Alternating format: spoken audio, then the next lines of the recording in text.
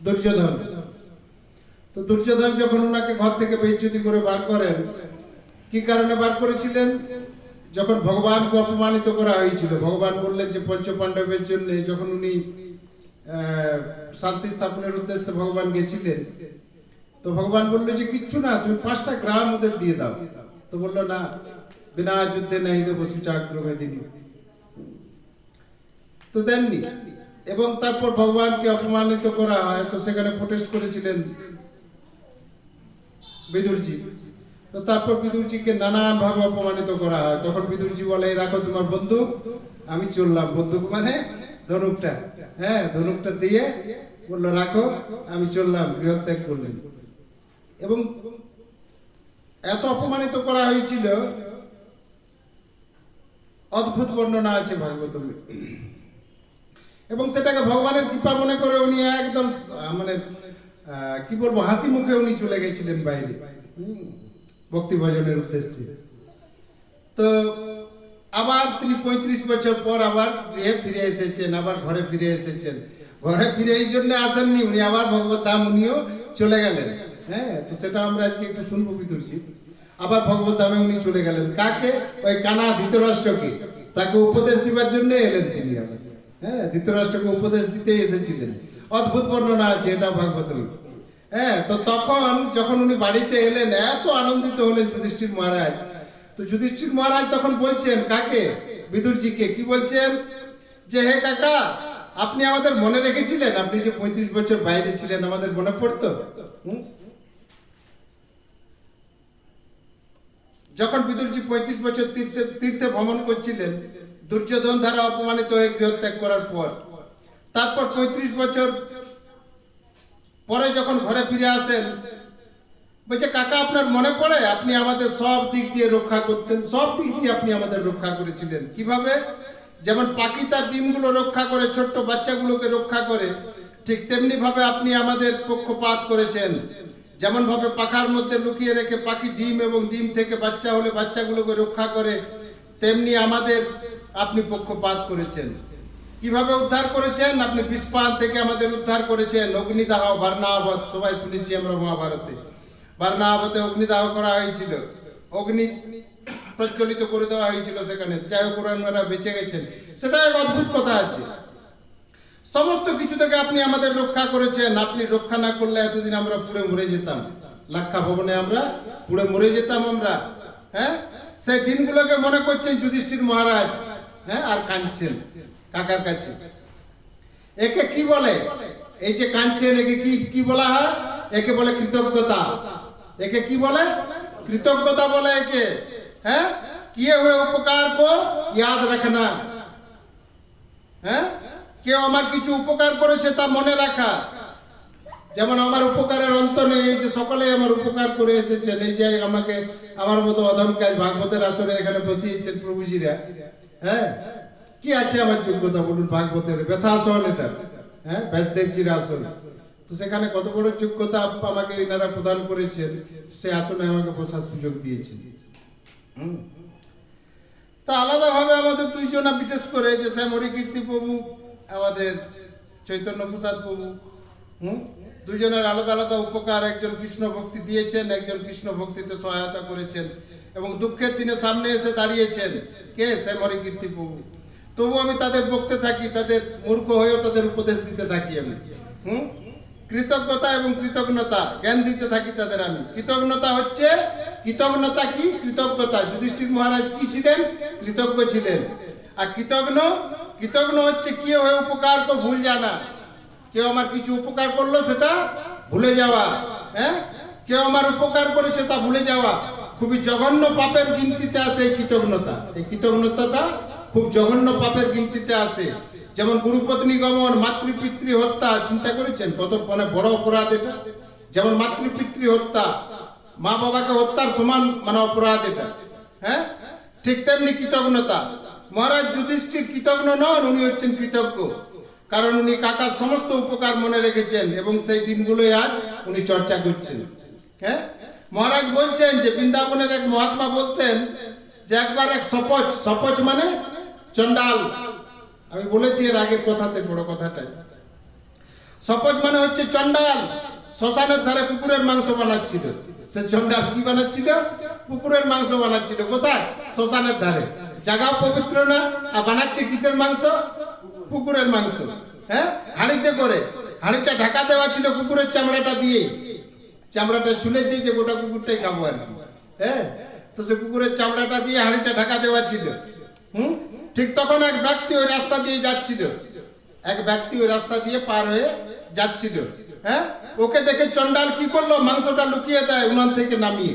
উনান থেকে নামিয়ে দিল এবং মাংসটা লুকিয়ে দিল, যাতে ও না দেখে, যাতে ওর দৃষ্টি ওই মাংসের উপরে না পড়ে, মাংসের প্রতি না পড়ে।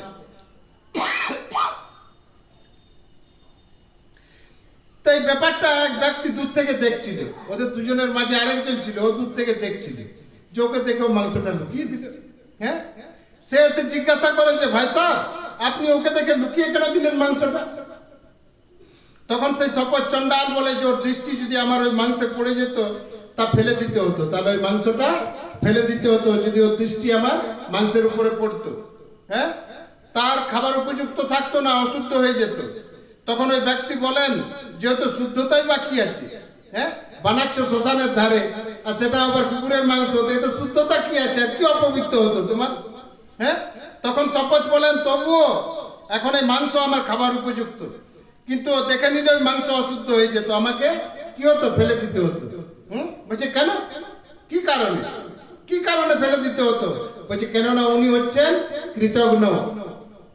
উনি কি? কৃতজ্ঞ উনি। ওকে কেউ সহায়তা করলে, উপকার করলে ও মনে রাখে না। ঠিক আমি আমার মতোই। হ্যাঁ, আমাকে বহু উপকার আছে এনাদের, কিন্তু মনে রাখি না। এই বোকা ঝোকা মতলবের ফালতু কথা। মিটিং হলো তো সেখানেও দুটো উল্টো কথা বলি, তবে ক্ষমা চাইছি ওনাদের চরণে। তোকে কেউ সহায়তা করলে, উপকার করলেও মনে রাখে না, তাহলে চিন্তা করুন কত বড় দোষী হচ্ছেন কৃতজ্ঞ ব্যক্তি, যাকে চন্ডাল পর্যন্ত জানে সেই হচ্ছে আমার স্থিতি। হ্যাঁ, আমি হচ্ছি কৃতজ্ঞ ব্যক্তি। তাহলে আজকে আমি একটু ভক্তি বিনোদ ঠাকুরের ব্যাপারে একটু আলোচনা করবো। হ্যাঁ, কে ছিলেন উনি? চিন্তা করুন। আমরা যাদের জন্য আমরা ইস্কন পেয়েছি, প্রভুপাদকে পেয়েছি, হ্যাঁ, সেই ভক্তি বিনোদ ঠাকুরের ব্যাপারে একটু ছোট্ট করে আমরা আলোচনা করব। যে আপনাদের মধ্যে কে কে ইস্কনে আসার আগে চৈতন্য মহাপ্রভু যে ভগবান তা জানতেন? আগে জানতেন যে চৈতন্য মহাপ্রভু ভগবান? ভক্তিচারু স্বামী মহারাজের শ্রীমুখ থেকে শোনা এই নোটসটা, উনি বলছেন আমিও জানতাম না। চিন্তা করুন, উনি সন্ন্যাসী, আমাদের পরমারাধ্য গুরুদেব। অনেকে জানতেন যে ভগবানের প্রচারক উনি, ভগবানের উনি প্রচারক, তাই তো? যে ভগবানের প্রচার করছেন, হরে কৃষ্ণ হরে রাম, এই প্রচারক উনি। হ্যাঁ, বৈষ্ণব ধর্মের প্রচারক উনি। কলেজে পড়াশোনা হয়, আজও কলেজে পড়াশোনা হয়। আমি মেয়েটার বইটা দেখছিলাম এমএর। হ্যাঁ, তো এইভাবে একটা অদ্ভুত ভাবে তার বর্ণনা আছে চৈতন্য মহাপ্রভু সম্বন্ধে। তো এইভাবে আমরাও জানতাম। ভক্তিচারু মহারাজও বলছেন যে ছোটবেলায় ওনারও মহাপ্রভু সম্বন্ধে কোনো ধারণা ছিল না। এটা কেন হয়েছিল জানেন? চৈতন্য মহাপ্রভুর অপ্রকটের পর কালক্রমে মহাপ্রভুর শিক্ষা হারিয়ে যায় অপসম্প্রদায়ের প্রচারের মাধ্যমে। আগে আমরা কি ভাবতাম? যে চৈতন্য মহাপ্রভুর ভক্তরা হচ্ছে আউল বাউল, তাই ভাবতাম না যে বাউল পার্টি ওরা। চৈতন্য মহাপ্রভুর ভক্তরা বাউল পার্টি। হ্যাঁ, বাউলদের খুব প্রাধান্য আছে এই বঙ্গভূমিতে। হ্যাঁ, কিন্তু দেখুন বাউলদের কার্যকলাপ কি ভদ্রচিত? যারা বাউল করে তাদের কার্যকলাপ কেমন? খুব ভদ্রচিত কি? আউল বাউল যারা করে বেড়ায়, দেখবেন সাথে একটা সাধু, আবার সাথে একটা স্বাধীন থাকে। ট্রেনে বাসে দেখবেন বসে থাকে যে মাকেও নিয়ে যাচ্ছি সঙ্গে। হ্যাঁ, তা তাদের কার্যকলাপ জঘন্য। গাঁজা ভাঙ খাওয়া, নেশা করা, পরস্ত্রী ভোগ করা। হ্যাঁ, কেন্দু মেলা বসে খুব বড়, সেই মেলাতে যত দুনিয়ার গাঁজাড়ি হাজির হয়, দেখবেন যত দুনিয়ার গাঁজাড়ি সেখানে গিয়ে হাজির হয়। হ্যাঁ, তারা মাছ মাংস খায়। বাউল হতে হলে এগুলি করতে হয়, কিন্তু এটাই কি মহাপ্রভুর শিক্ষা? মহাপ্রভুর শিক্ষা এটা নয়। চৈতন্য মহাপ্রভু কোথাও কি মাছ মাংস খাওয়ার কথা বলেছেন? বলেননি। কোথাও নেশা করার কথা বলেছেন? কোথাও অবৈধ স্ত্রী সঙ্গের কথা বলেছেন? মহাপ্রভুর শিক্ষা সম্পূর্ণ ভিন্ন। সেই শিক্ষাটাই ছিল প্রভুপাদ দিয়ে গেছেন, আমাদের ছিল প্রভুপাদ, সেই শিক্ষাটাই আমাদের দিয়ে গেছেন, 4টি নিয়ম উনি আমাদের দিয়ে গেছেন। কিন্তু মহাপ্রভু তিরোভাবের 100 থেকে 200 বছরের মধ্যে যদিও গোস্বামীরা বৃন্দাবনে প্রচার করেছেন এবং বঙ্গভূমিতে মুখ্য প্রচার করেছেন নরোত্তম দাস ঠাকুর, শ্রীনিবাস আচার্য এবং শ্যামানন্দ প্রভু, ওনারা প্রচার করেছেন, তাদের শিষ্যরাও প্রচার করেছেন, কিন্তু কালক্রমে তা কি হয়েছে? ভাটা পড়েছে। তা কালক্রমে আস্তে আস্তে তা ভাটা পড়েছে। হ্যাঁ, প্রচার বন্ধ হয়ে গেছিল। শুধু কয়েকজন ভজনানন্দী মহাপুরুষ যেমন জগন্নাথ দাস বাবাজি, বলদেব বিদ্যাভূষণ, গৌরকিশোর দাস বাবাজি মহারাজ, এরকম মুষ্টিমেয় কয়েকজন ভগবানের শুদ্ধ ভক্ত মহাপ্রভুর ধারাটিকে তারা কি করেছিলেন? ধরে রেখেছিলেন। হ্যাঁ, তারপরে এলেন শিল ভক্তি বিনোদ ঠাকুর। আজ থেকে প্রায় 150 বছর আগে প্রচার শুরু করেন। 150 বছর আগে উনি প্রচার শুরু করেন। প্রথমে চৈতন্য মহাপ্রভুর যে শিক্ষা তিনিও অবগত ছিলেন না, কিন্তু কালক্রমে তিনি মহাপ্রভুর শিক্ষা হৃদয়ঙ্গম করতে পারেন। তখনকার দিনে শিক্ষিত সমাজ হয় খ্রিস্টান হয়ে যাচ্ছিল ইংরেজদের প্রভাবে, নয়তো ব্রাহ্ম হয়ে যাচ্ছিল। ব্রাহ্ম, হ্যাঁ, এই ব্রাহ্ম কারা? উচ্চবিত্ত পরিবার, যেমন রবীন্দ্রনাথের, হ্যাঁ, কেশব সেনের পরিবার, এরা কি হয়ে গেছিল? ব্রাহ্ম হয়ে গেছিল। ব্রাহ্ম, হ্যাঁ, যেহেতু বৈদিক সনাতন ধর্মের মাহাত্ম তারা হৃদয়ঙ্গম করতে পারেননি, আবার সেই সঙ্গে খ্রিস্ট ধর্মের ব্যাপক প্রচার সেই সময় হচ্ছিল। স্বাভাবিক ইংরেজরা ভারতের উপর রাজত্ব করছিল এবং প্রচারকরাও ব্যাপকভাবে খ্রিস্ট ধর্ম প্রচার করছিল। সে সময় খ্রিস্ট ধর্মের প্রচার, এই যীশু খ্রিস্টের ধর্মের প্রচার প্রবলভাবে হচ্ছিল সে সময়। এবং সেই সময় হিন্দু ধর্মের নামে অনাচার কদাচার শুরু হওয়ার ফলে শিক্ষিত সমাজ বীতসূত্র হয়ে গেছিল। যেমন সতীদাহ প্রথা, এটা একটা অত্যন্ত কদর্য প্রথা, যদি এটা শাস্ত্রে আছে। সতীদাহ প্রথা আমরা মহাভারতে পাবো। এবং কৌলিন্য ব্রাহ্মণ প্রথা, হ্যাঁ, এইসব থেকে শিক্ষিত সমাজ হিন্দু ধর্মের প্রতি বীতশুদ্ধ হয়েছিল। ইংরেজি শিক্ষার দ্বারা যারা শিক্ষিত হয়েছিল তারা বিশেষ করে হিন্দু ধর্মের প্রতি বীতশুদ্ধ হয়েছিল, যার জন্য কেশব সেন, দ্বারকানাথ ঠাকুর এরা চিন্তাশীল কৃষ্টি সম্পন্ন ব্যক্তি, তারা একটা নতুন ধর্মের সৃষ্টি করলো, যা ব্রাহ্ম সমাজ বা ব্রাহ্ম সম্প্রদায়, হ্যাঁ, ব্রাহ্ম সম্প্রদায়ের তারা উৎপন্ন করলো।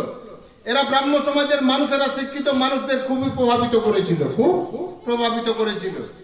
ভক্তি বিনোদ ঠাকুরও এর দ্বারা প্রভাবিত হয়েছিল এবং ব্রাহ্ম সমাজ ভক্তি বিনোদ ঠাকুরকে পাবার জন্য উঠে পড়ে লেগে গেছিল।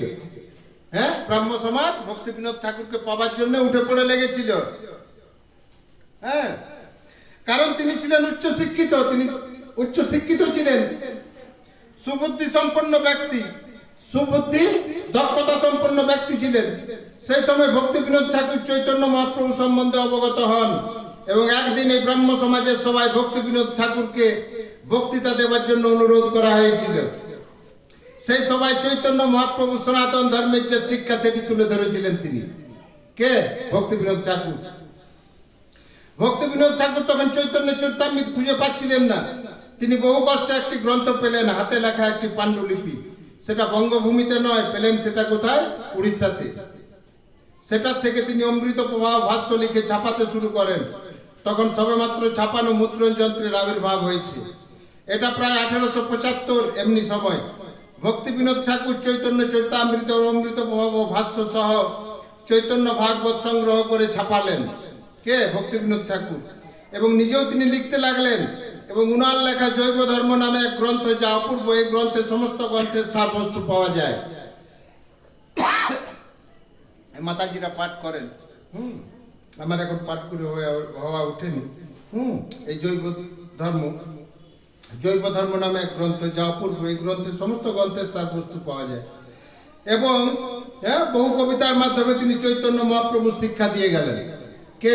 ভক্তি বিনোদ ঠাকুর। তিনি রবীন্দ্রনাথ ঠাকুরের সমসাময়িক ছিলেন। ভক্তি বিনোদ ঠাকুর কার সমসাময়িক ছিলেন? রবীন্দ্রনাথ ঠাকুরের।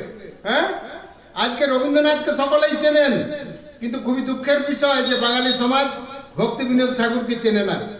রবীন্দ্রনাথ মহান কবি ছিলেন, সন্দেহ নেই, কিন্তু তিনি যেটা দিয়ে গেছেন সেটা কি দিয়ে গেছেন রবীন্দ্রনাথ আমাদের? হ্যাঁ, কিছু কবিতা দিয়ে গেছেন, ভাবপ্রবণ কতগুলি রোমান্টিক প্রেজেন্টেশন দিয়ে গেছেন উনি, তাই তো? ভাবপ্রবণ কতগুলি রোমান্টিক প্রেজেন্টেশন দিয়ে গেছেন, প্রেমের কাহিনী, প্রেমের কবিতা, এই তো দিয়ে গেছে রবীন্দ্রনাথ। হ্যাঁ, সবগুলি কাল্পনিক বা মন গড়া, তাই তো? সব মন গড়া, কাল্পনিক। কিন্তু ভক্তি বিনোদ ঠাকুর কি দিয়েছেন আমাদের? তিনি চৈতন্য মহাপ্রভুর শিক্ষাটিকে তুলে ধরেছেন। শ্রীকৃষ্ণ চৈতন্য প্রভু জীবে দয়া করি, সপার সৎ শিরোধাম সহবতরি। এটা কে লিখেছেন? ভক্তি বিনোদ ঠাকুর। হ্যাঁ, এটা কি সুন্দর একটা কবিতা? না কবিতার মধ্যে একটা অদ্ভুত দার্শনিক তত্ত্ব রয়েছে। কত সুন্দর কবিতা দেখুন, এটা ভক্তি বিনোদ ঠাকুর রচনা করেছেন। অদ্ভুত গাম্ভীর্যপূর্ণ দার্শনিক তত্ত্ব। রবীন্দ্রনাথের কোন কবিতার মধ্যে সেটা আছে দেখেছেন? বরং কতগুলি বিকৃত কথা পাই তার কবিতায়। দেখুন উনার ভ্রান্ত সিদ্ধান্ত। কার? রবীন্দ্রনাথের। কি ভ্রান্ত সিদ্ধান্ত দিচ্ছেন উনি? শুনুন। রথযাত্রা লোকারণ্য মহা ধুমধাম। রবীন্দ্রনাথ লিখছেন, রবীন্দ্রনাথ এক কবিতাতে কি লিখছেন?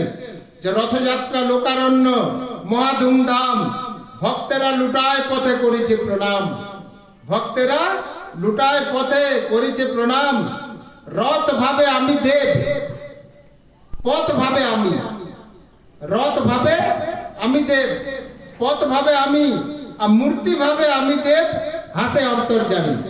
তাহলে একটা আজগুবি, একটা গোজামির কবিতা নয়? রথ ভাবছে যে আমি দেব, হ্যাঁ, আর পথ ভাবছে যে আমি দেব, আর মূর্তি ভাবছে আমি দেব, আর হাসছে কে? অন্তর্যামী। জগন্নাথ বসে আছেন, হ্যাঁ, আর রথ ভাববে যে আমি দেব, আমি দেবতা, আমি পরম দেবতা। এর মধ্যে কবিতাটা সুন্দর কিন্তু গোজামির। জগন্নাথের বিগ্রহ মূর্তি হয়ে গেল।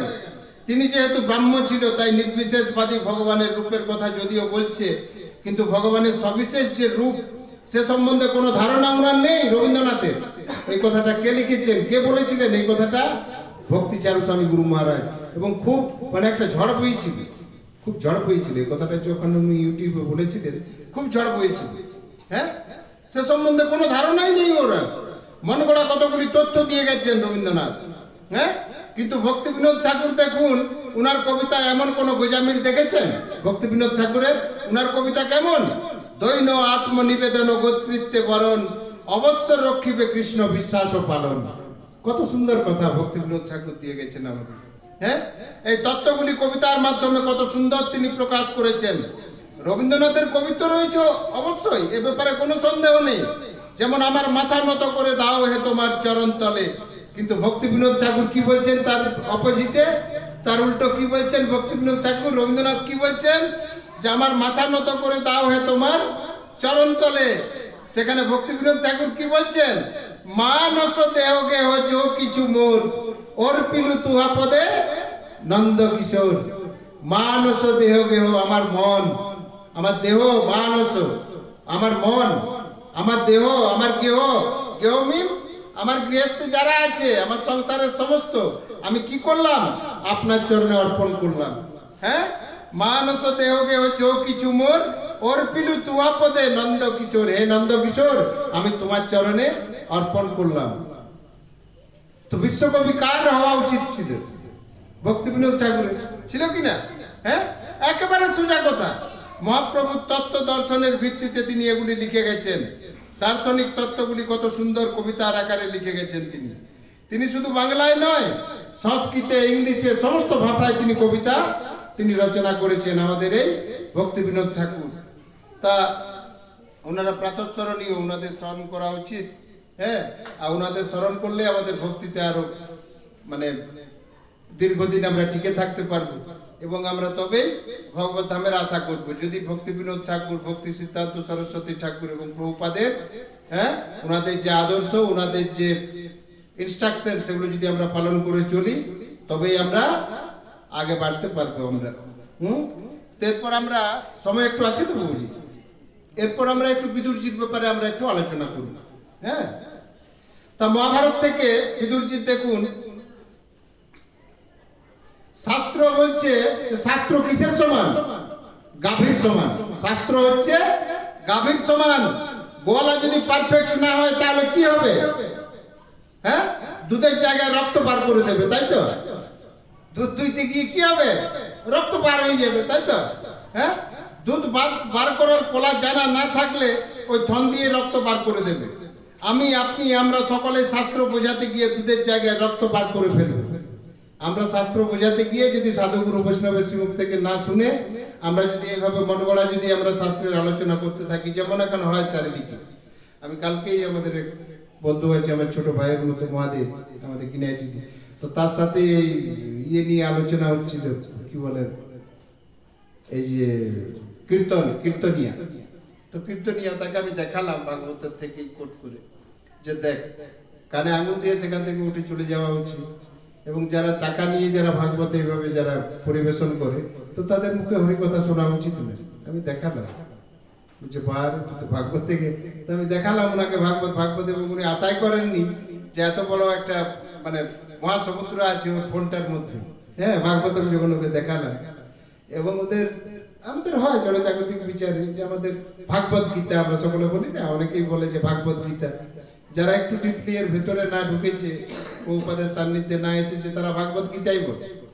তো ভাগবত আলাদা, গীতা আলাদা, সে নিয়ে একটু আলোচনা আমরা করলাম। তো যাই হোক, আমাদের মতো অনেকেই আছে হ্যাঁ, যারা কর্ণ দুর্যোধনকে দুঃশাসনকে আমরা কি করি, হিরো বানাই। আমরা বলি না যে কর্ণকে মানে কর্ণের যে মৃত্যু, কর্ণকে যেভাবে মারা হয়েছে সেটা অপরাধ, সেটা ঠিক নয়। ভগবান ছল চাতুরি করে ওনাকে মেরেছেন, ওনাকে আমরা বলি না। তো ব্যাপারে এই প্রসঙ্গে একটা অদ্ভুত কথা আছে, আমি জানাবো পরে আমি আপনাদের সাথে শেয়ার করবো। হ্যাঁ, তো এই জন্যই পরম্পরায় আমাদের পারফেক্ট গুরুত্ব দরকার, পরম্পরা ধারায় আমাদের ভাগবত কথা শোনা উচিত। তো যাই হোক, হ্যাঁ, আসি মহাভারতের কথায়। উগ্রশ্রবা ঋষি মহাভারতে বলছেন যে মহাভারত আমাদের শিক্ষা দেয় জীবন হচ্ছে এক সংঘর্ষ। মহাভারত আমাদের কি শিক্ষা দেয়, যে জীবনটা হচ্ছে একটা সংঘর্ষ, তাই তো? এটাই জীবনের সব থেকে বড় সত্য। জীবন একটা কাল্পনিক নয়। আমাদের জীবনে কিছু ঘটনা ঘটলে ভাবি এটা হলে ভালো হতো, আমরা ভাবি না যদি এটা হতো তাহলে আরো ভালো হতো, কিন্তু বাস্তবে ঘটে তার বিপরীত। অনেক ক্ষেত্রে ঘটে না, তার বিপরীত ঘটে। কুন্তী মহারানী পাণ্ডবদের জীবন, বিদুরের কাহিনী শুনলেই বুঝতে পারবেন যে সংঘর্ষ কি। মহাভারতে আমরা বুঝতে পারবো যে সংঘর্ষটা কাকে বলে। গীতার অর্থ আমরা ঘরের দেওয়ালে টাঙিয়ে রাখি যে যা হয়েছে ভালো হয়েছে, পাওয়া যায় না হাটে ঘাটে মন্দিরে, এই যখন মানে মেলা টেলা বসে তো দেখবেন ওখানে পাওয়া যায়। হ্যাঁ, যে গীতার অর্থ লেখা থাকে, কিন্তু গীতাতে কোথাও নেই এই ওয়ার্ডগুলো। কি লেখা? হ্যাঁ, গীতার অর্থ আমরা ঘরের দেওয়ালে টাঙিয়ে রাখি যে যা হয়েছে ভালো হয়েছে, যা হচ্ছে ভালো হচ্ছে, যা হবে ভালো হবে। বাস্তব কি এটাই? যা হচ্ছে ভালো হচ্ছে? হ্যাঁ, আপনাদের যা হয়েছে ভালো হয়েছে, যা হচ্ছে সেটা ভালো হচ্ছে? আসলে এগুলো গীতার কথা নয়, এগুলো কাল্পনিক মনগড়া, এবং সেগুলোই আমরা কিনে নিয়ে আসি হাটে ঘাটে। হ্যাঁ, আর সেগুলো ঘরের দেওয়ালে এনে আমরা টাঙিয়ে রাখি। আমরা আগে রাখতাম, যদিও আমরা এখন ইস্কনের যারা ডিভোটি তারা আমরা এখন আর এগুলো টাঙাই না। হ্যাঁ, আমরা সংকটের অপেক্ষা করি না, কিসের অপেক্ষা করি? আমরা সুখের অপেক্ষা করি না? আমাদের জীবনে দুঃখ আসুক এটাকে অপেক্ষা করে? একমাত্র মাতা কুন্তী অপেক্ষা করেছিল। মাতা কুন্তী কি বলেছিল ভগবানকে, যে তুমি শুধু আমাকে দুঃখ দাও। কেন? ভগবান বলছে কেন পিসি দুঃখ কেন দেবো?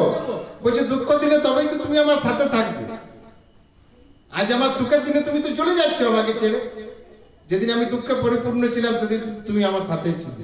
আমাদের ভরসা ছিল আমার স্বামী নেই, কিন্তু তুমিই আমার সর্বস্ব, তো তুমি আমার সাথে ছিলে। খুব কান্নাকাটি করছে কুন্তী মহারানী, এবং এত সুন্দর কথা। তো যাই হোক, আমরা সংকটের অপেক্ষা করি না, কিসের অপেক্ষা করি? আমরা সুখের অপেক্ষা করি। দেখবেন কখনো কখনো বেশি টাকা লটারি লেগে গেল মানুষের হার্ট অ্যাটাক হয়ে যায়, হয় না? হ্যাঁ, সুখ লিমিটের বেশি হয়ে গেল মানুষ সেটাও সহ্য করতে পারে না। হ্যাঁ, তাহলে চিন্তা করুন দুর্ঘটনা ঘটে গেলে কিভাবে সহ্য করবে। আজকালকার হার্টেরও যা অবস্থা, হ্যাঁ, বলছে every third person has a block. হ্যাঁ, তো আজকাল সব থেকে পারফেক্ট এবং সত্য হয়েছে এই কলিযুগে মানুষের কাছে কি? মোবাইল হয়েছে না? মোবাইলে যা বলছে সেটাই সত্য। আমাকে মাঝে মাঝে বর্ণালীও দেখায় যে মা কালীর দিব্যি থাকলে দেখো এইটা তুমি আরো কাউকে 10 জনকে শেয়ার করে দাও, মানে এমন এমন চমক দিয়ে দেয় না। আর আপনি হ্যাঁ, হঠাৎ করে যদি আমরা দেখি তো আমরা কি করবো? শেয়ার করি 10 জনকে, বলছি আপনি কাল সকালেই ভালো মেসেজ কিছু পাবেন। তো এমন এমন সব মানে মাঝে মাঝে ফোন খুলতেও ভয় লাগে। আর হঠাৎ করে মানুষ এইভাবে যদি মা কালীর মস্ত একটা জিপ বার করে আছে, হ্যাঁ, যে মা কালী না হলে তোমার ইয়ে করে দিবে, গোলমাল করে দিবে কিছু, তো তা আপনি কি করবেন? শেয়ার করতে মানুষ বাধ্য হয়। হ্যাঁ, তো আজকাল সব থেকে পারফেক্ট এবং সত্য হয়েছে আমাদের কাছে কি মোবাইলটা। হ্যাঁ, মানুষের কাছে মোবাইল, গুগল, ইউটিউব এবং টিভি, তাই তো? এখন টিভি থেকে মানুষ আস্তে আস্তে দূরে যাচ্ছে মোবাইলটা হাতে আসাতে। তো এইগুলোই হয়েছে প্রাইমারি। আর সেকেন্ডারি হয়েছেন কে? আমাদের ব্যাসদেবজি। উনি সেকেন্ডে আছে।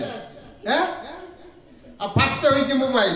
মোবাইল যা বলছে সেটাই সত্য, টিভিতে যা বলছে সেটাই সত্য, রাম শ্যাম যদু মধু যে যাই বলুক সেটাই সত্য বলছে।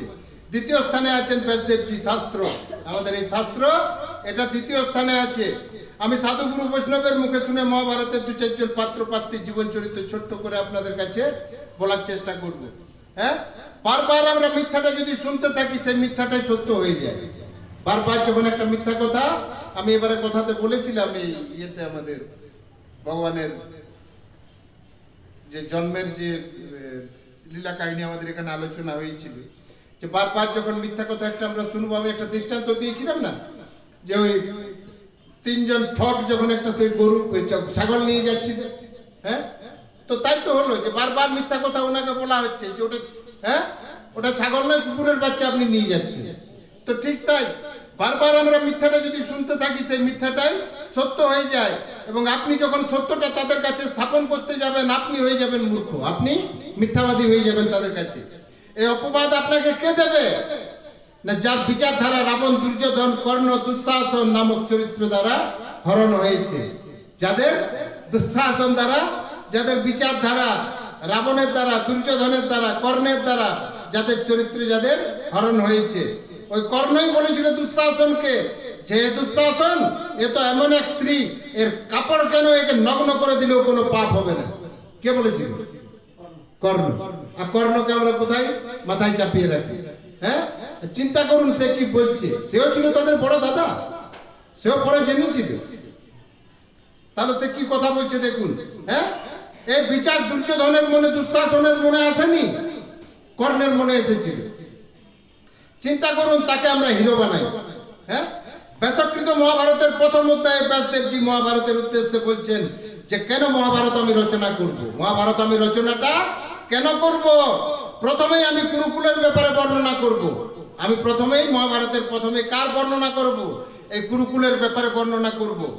দ্বিতীয়, ধৃতরাষ্ট্র এবং তার পুত্রের পাপ বর্ণনা করব আমি। ধৃতরাষ্ট্র এবং তার পুত্র 100 পুত্রের পাপ আমি বর্ণনা করব, ব্যাসদেবজি বলছেন। হ্যাঁ, ব্যাসদেবজি দুষ্টের কথা শুনিয়েছেন, দুষ্ট কত নিচে নামতে পারে তার বর্ণনা করেছেন।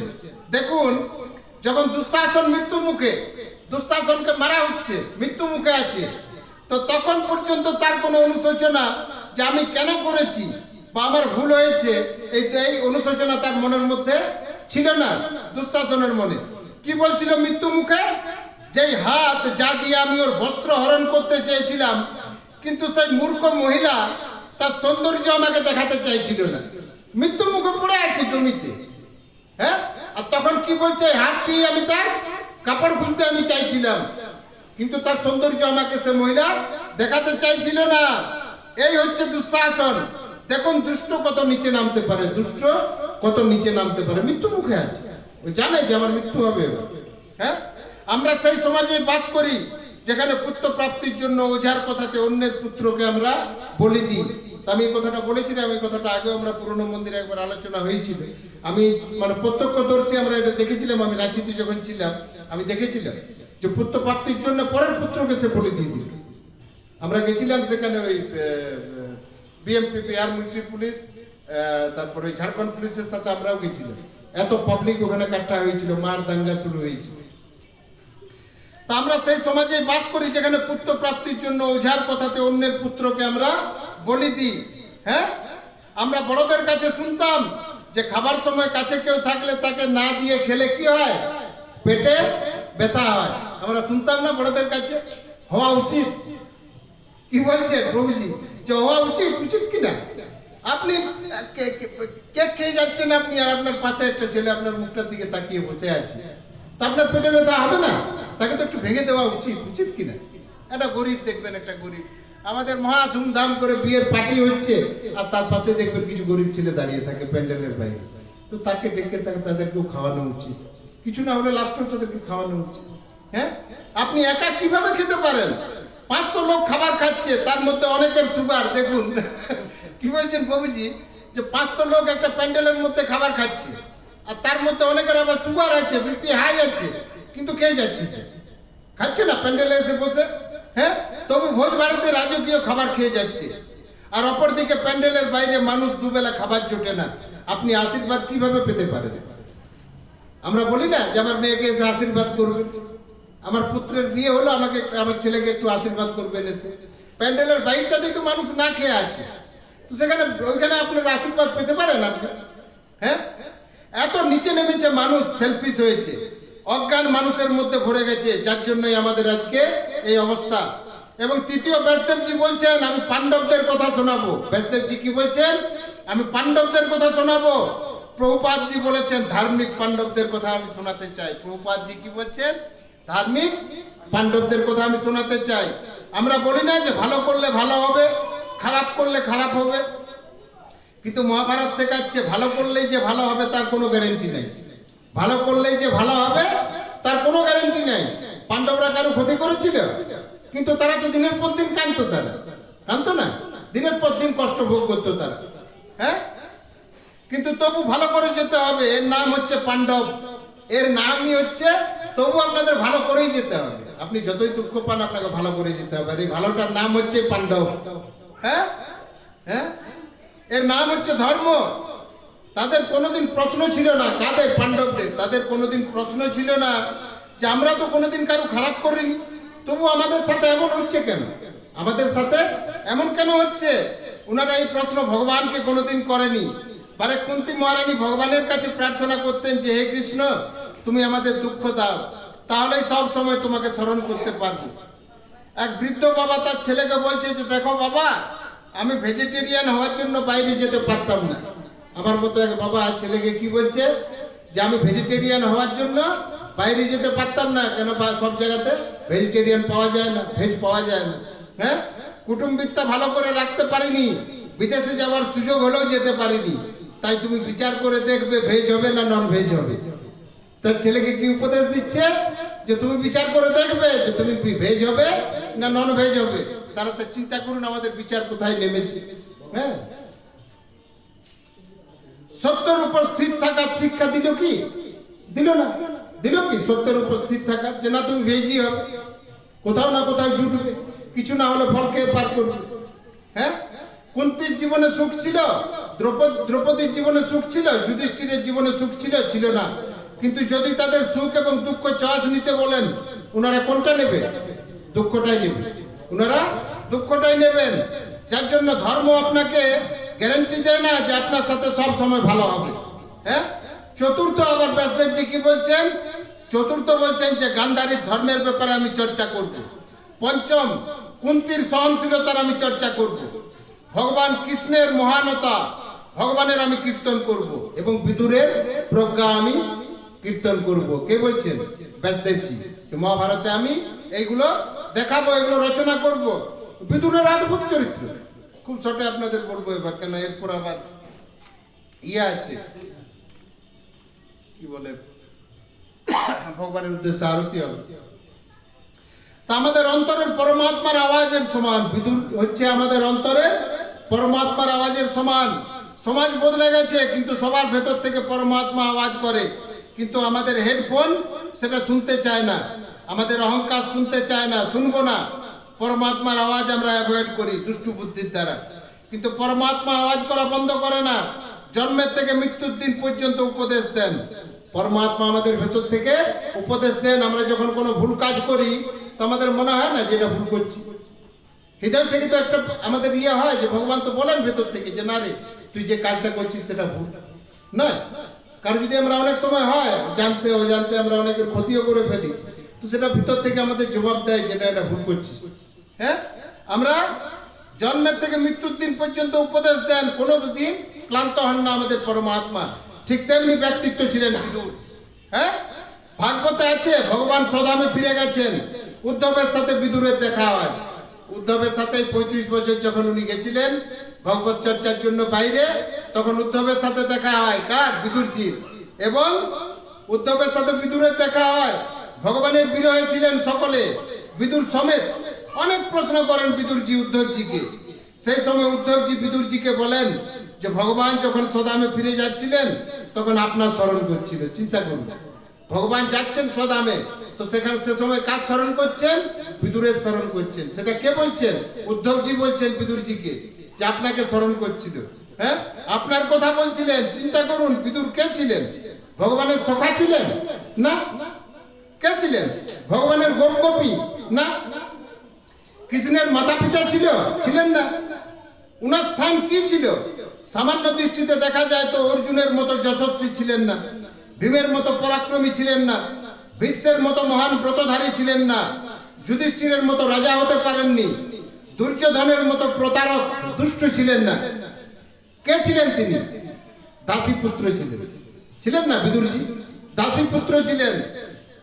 এমন চরিত্র, এমন পুত্রের জন্ম দিয়েছিলেন ওনার মা, কিন্তু ব্যাসকৃত মহাভারতে ওনার মায়ের নাম নেই। ওনার মায়ের নাম ব্যাসকৃত মহাভারতে নেই। কেউ কাল্পনিক নাম দিতে পারে টিভি সিরিয়ালে বা অন্য জায়গায়, কিন্তু আসল মহাভারতে ওনার মায়ের নাম নেই।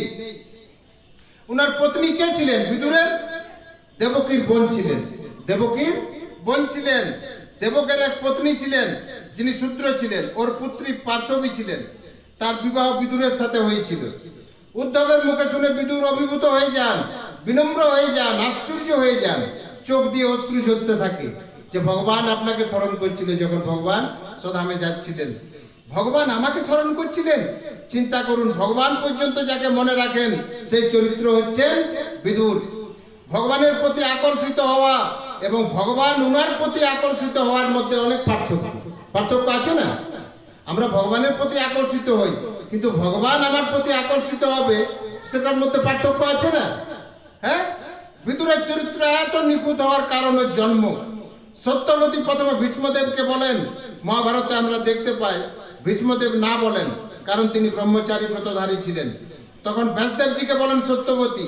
ব্যাসদেবজি বলেন ঠিক আছে, কিন্তু আমাকে একটু সময় দিন। ওনাদের যখন জন্ম হয় তো ব্যাসদেবজিকে বলেন না, তো ব্যাসদেবজি বলেন যে ঠিক আছে, আমাকে একটু সময় দিন, সন্তান হবে ওনাদের, কিন্তু আমাকে একটু সময় দিন। হ্যাঁ, কিন্তু উনার কি ছিল? ম্যাগি 2 মিনিটস নুডলস, হ্যাঁ, মানে হড়বড়ি ছিল আর কি, জলদি ছিল যে 2 মিনিটের মধ্যেই আমার ম্যাগি চাই। বুঝতে পারছেন? ব্যাসদেবজি বলেন এতে মঙ্গল হবে না, এই যে জলদিবাজি করছেন এতে কি হবে? মঙ্গল হবে না, এবং পরিণাম আপনাকেই ভুগতে হবে। পরিণাম আপনাকেই ভুগতে হবে, সত্যবতী বলেন। যার জন্য কি হয়, প্রথম কন্যা ব্যাসদেবজিকে দেখে ভয় পেয়ে যান এবং চোখ বন্ধ করে দেন। পরিণাম কি হয়? ধৃতরাষ্ট্র। তাই তো কথা? পরিণাম কি হয়? ধৃতরাষ্ট্র। দ্বিতীয় কন্যা, তিনি চোখ তো বন্ধ করেননি, কিন্তু ভয় পেয়ে গেছিলেন এবং শরীর সফেদ হয়ে যায়, যার জন্য পাণ্ডু রোগগ্রস্ত হয়ে জন্মগ্রহণ করেন এবং শক্তিশালী হওয়াতেও জলদি উনি মৃত্যুপ্রাপ্ত হন। পাণ্ডু মহারাজ আগে মৃত্যুপ্রাপ্ত হন। তৃতীয়, এক দাসীকে পাঠান। 3 নম্বরে কাকে পাঠানো হয়? এক দাসীকে পাঠান। দাসী কি করতে পারেন? সেবাই হচ্ছে দাসীর ফাউন্ডেশন। হৃদয় থেকে ওনাকে স্বাগত করেন এবং পরিণামে কি হলো? মায়ের সংস্কারের জন্য কার জন্ম হলো? বিদুরজি।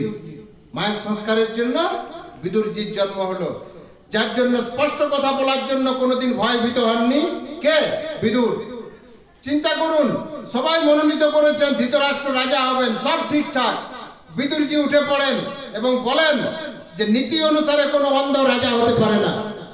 বিদুরজি সেখানে উঠে যান এবং কি বলেন যে নীতি অনুসারে কোনো অন্ধ রাজা হতে পারে না।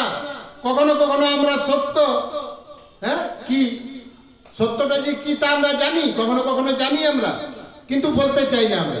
হ্যাঁ, অনেক সময় আমরা বলতে চাই না, মুখের উপর স্পষ্ট কথাটা আমরা বলি না যে মুখের উপর খুব স্পষ্ট কথাটা বলে দেয়। আবার মুখের উপর অনেক সময় আমরা এটাও বলি যে মুখের উপর স্পষ্ট কথাটা বলতে চাস না, তাতে কি হবে? তো দুশ্মন বাড়বে। বলে না আমাদের ঘরে যে তাতে দুশ্মনী বাড়বে, তোর কি জন্য লোকের সাথে দুশ্মনী দিয়েছি স্পষ্ট কথা বলি লোকের সামনে। হ্যাঁ, কখনো কখনো আমরা সত্য কি তা জানি কিন্তু বলতে চাই না, কারণ অন্যের চোখে খারাপ হব, অন্যের খারাপ লাগবে। সত্যের জন্য, সত্য বলার জন্য সংঘর্ষ করা এত আসান নয়। হ্যাঁ, কিন্তু বিদুরজি উনার মায়ের কাছে সেই সংস্কার পেয়েছিলেন। একবার দুর্যোধন বলেছিলেন তুমি জানোই না কিভাবে পলিটিক্স করতে হয়। দুর্যোধন কাকে বলছে? বিদুরজিকে। যে তুমি জানোই না কিভাবে পলিটিক্স করতে হয়। কাকে বলছে? বিদুরজিকে। কে বলছে? দুর্যোধন বলছে তুমি হচ্ছে মূর্খ। দুর্যোধন বলছে বিদুরজিকে, চিন্তা করুন, বলছে তুমি হচ্ছে মূর্খ। হ্যাঁ, আমারই অন্ন খাচ্ছ, আমার সামনে স্পষ্ট ভাষায় কথা বলে যাচ্ছ, তুমি আমার সামনে সত্যি কথা বলে যাচ্ছ, নিজের ক্যারিয়ার নষ্ট করছো। নিজের মঙ্গল চাওয়ার ব্যক্তিকে এইভাবে সত্য কথা বলতে নেই, তুমি জানো না? হ্যাঁ, চিন্তা করুন। বিদুর রাজনীতি জানতেন, কিন্তু তার মধ্যে কোনো ষড়যন্ত্র ছিল না। হ্যাঁ, তার মনের মধ্যে কোনোদিন ছিলই না যে আমি এর, আমি ওর, না, আমি ধর্মের। বিদুরজি কি বলতেন? যে আমি কার? আমি ধর্মের, ধর্মপুত্র। হ্যাঁ, ছিলেন বিদুরজি, মানে ধর্মের ধ্বজাধারী ছিলেন উনি। হ্যাঁ, এরা আমার পরিবারের, ধর্মের পুত্র উনি ছিলেন না। এরা আমার পরিবারের, এদের শোনাতেই থাকবো, কিন্তু ভুল বলবো না। এরা সকলেই আমার পরিবারের। উনি ধৃতরাষ্ট্রকেও শোনাতেন, আবার পাণ্ডবদেরও শোনাতেন। হ্যাঁ, যেদের আমি শোনাতেই থাকবো, কিন্তু ভুল বলবো না। যখন জুয়া খেলার কথা হয়, ধৃতরাষ্ট্র হ্যাঁ বলে দেন। তখন বিদুর বলেন যে খেলা নয়, এ হচ্ছে কাল। এ খেলা নয়, এ হচ্ছে কাল। তুমি কালকে আহ্বান করছো, মৃত্যুকে আহ্বান করছো। এতে কুরুকুলের নাশ হয়ে যাবে। এতে কি হবে? কুরুকুলের নাশ হবে। কৃপা করে খেলার অনুমতি দেবেন না, এমন পুত্রের কথা আপনি শুনবেন না, ধৃতরাষ্ট্রকে বলেন। এই কথা বিদুর যুধিষ্ঠির মহারাজকে বলেন। মহারাজ জিজ্ঞাসা করেন যে কি করা উচিত, এর পরিণাম কি হবে? তোমাকে বললাম, নির্ণয় তুমি নেবে। এর পরিণাম যে কি হবে সেটা আমি তোমাকে বললাম, আর নির্ণয়টা কে নেবে? তুমিই নেবে, তুমি রাজা। হ্যাঁ, কারণ আমি ধৃতরাষ্ট্রের সন্দেশ নিয়ে তোমার কাছে এসেছি। যুধিষ্ঠির অহিংসার পূজারী ছিলেন, কিন্তু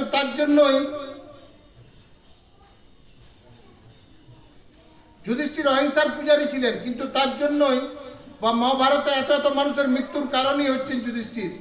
যুধিষ্ঠির মহারাজ বলেন যে আমি ব্রত নিয়েছি যে বড় বড় গুরুজন যা বলবেন আমি তাই মানবো বা তাই শুনবো।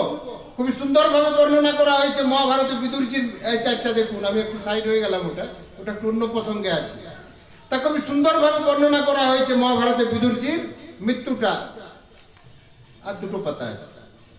যখন ধৃতরাষ্ট্র, গান্ধারী, বিদুর, কুন্তী জঙ্গলে চলে যান ভগবানের ভজনের জন্য, তার আগে একটু বলি যে আধুনিক শিক্ষা পরিবারকে ভেঙে দেয়। শিক্ষা বলে এমন এখন কিছু নেই। দেখবেন কেউ মারা গেলে আমরা তাকে ঘরে ফেলে রাখি ঘন্টার পর ঘন্টা। এটা খুব গুরুত্বপূর্ণ কথা, খুব মনোযোগ দিয়ে শুনুন, খুব মনোযোগ দিয়ে শুনুন এই চারটে লাইন। বলছে দেখবেন কেউ মারা গেলে আমরা তাকে ঘরে ফেলে রাখি ঘন্টার পর ঘন্টা, রাখি না? যে মামা আসবে, কাকা আসবে, ভাই আসবে, ছেলে আসবে, আমরা রাখি না ফেলে?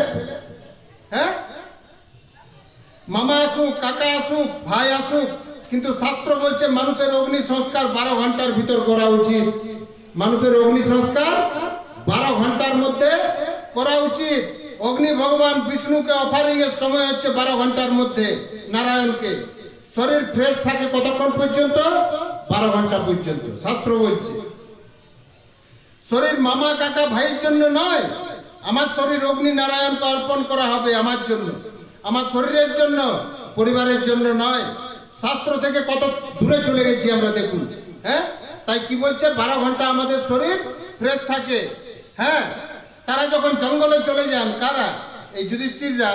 হ্যাঁ, একবার যুধিষ্ঠির মহারাজ ওনার কাকার সাথে বিদুরজির সাথে দেখা করতে যান। বিদুরজিও জঙ্গলে চলে গেছেন, জঙ্গলে গিয়ে ভগবানের ধ্যান করছেন বিদুরজি।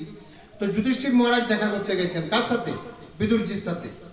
যেই দূর থেকে কোনো ব্যক্তিকে দেখেন বিদুরজি, তিনি পালাতে থাকেন। ওনার শরীর খুবই দুর্বল হয়ে গেছিল, একদম হাড় দেখাচ্ছিল, অবধূত হয়ে গেছিলেন। যুধিষ্ঠির মহারাজ বলেন যে যুধিষ্ঠির কি বলেন? যে আমি যুধিষ্ঠির। হ্যাঁ, হে কাকা তুমি পালিও না, আমি যুধিষ্ঠির। হ্যাঁ, তখন তিনি দাঁড়ান। তখন যুধিষ্ঠির মহারাজ ওনাকে আলিঙ্গন করেন। তখন বিদুরজির আত্মা যুধিষ্ঠির মহারাজের শরীরে প্রবেশ করে যায় এবং দেহটা কি হয়? নিচে পড়ে যায়। ওনার আত্মাটা কার ভেতর প্রবেশ করে? যুধিষ্ঠির মহারাজের ভেতরে, এবং বিদুরজির শরীরটা সেখানে পড়ে যায়। এবং তখন যুধিষ্ঠির মহারাজ শেষ ক্রিয়া করার জন্য, অন্ত্যেষ্টি ক্রিয়া করার জন্য রেডি হচ্ছিলেন। কে? যুধিষ্ঠির মহারাজ। যে কাকা মারা গেছে, অন্ত্যেষ্টি ক্রিয়া তো করতে হবে, জ্বালাতে তো হবে। হ্যাঁ, ঠিক তখনই আকাশবাণী হয়। আকাশবাণীতে কি বলে? যে অগ্নি সংস্কার করো না, কার? বিদুরজির। যুধিষ্ঠির মহারাজের উদ্দেশ্যে আকাশবাণী হচ্ছে যে কি করো, একে অগ্নি সংস্কার করো না। কেন? কেননা এই জীবন মরণ এটি ধর্ম অনুসারে হয়েছে। উনি সন্ন্যাস ধর্ম নেননি ঠিকই, কিন্তু সন্ন্যাসের চেতনা ছিল ওর মধ্যে। উনাকে জ্বালানো হবে না, উনাকে জ্বালিও না। ওনাকে কি করো, আমরা যেমন সমাধি দিই না সাধুদের, সাধু পুরুষদের আমরা, হ্যাঁ, আচার্যদের আমরা সমাধি দিই, তো উনি হচ্ছেন সেই স্টেজের ছিলেন, সেই স্টেজের ছিলেন। তাহলে চিন্তা করুন, হ্যাঁ। কিন্তু ওনার চেতনা যদি, চেতনা ছিল ওর মধ্যে, যিনি ব্রহ্মবেত্তা, ব্রহ্মনিষ্ঠ, ব্রহ্মজ্ঞানী, ব্রহ্ম সাক্ষাৎ করেছেন উনি, তাই সেইভাবে উনার ক্রিয়াকর্ম করা উচিত। সেটা আকাশবাণী হয়। শাস্ত্রের সিদ্ধান্ত খুবই গম্ভীর। কেউ এমনি এমনি সমাধি অর্থাৎ অফিসিয়ালি সমাধি নিতে পারেন, কিন্তু ওনার চেতনা যদি ঠিকঠাক না থাকে তাহলে সেই সমাধি তার ঘাতক, হ্যাঁ, তার জন্য দুঃসহ হয়ে দাঁড়াবে। এই প্রসঙ্গে ভক্তিচারু স্বামী গুরু মহারাজ পরম পূজ্য উনি একবার বলেছিলেন যে আমাদের এই সমাজে যত ভূত আছে না, অধিকাংশ ভূতই হচ্ছে মুসলমান আর খ্রিস্টান। কেননা কি হয় জানেন, এটাই সত্যি কথা। কেন? কেন তাদের সমাধি দেওয়া হয়, তাদের সমাধি তো হয়, কবর দেওয়া হয়। তো তাতে কি হয়, তাদের সেই শরীরের উপরে আসক্তি তাদের থাকে। হ্যাঁ, আমার একটা ডিউটি পোস্ট আছে, তো ওই ডিউটি পোস্টটাতে অনেকে যেতে চায় না।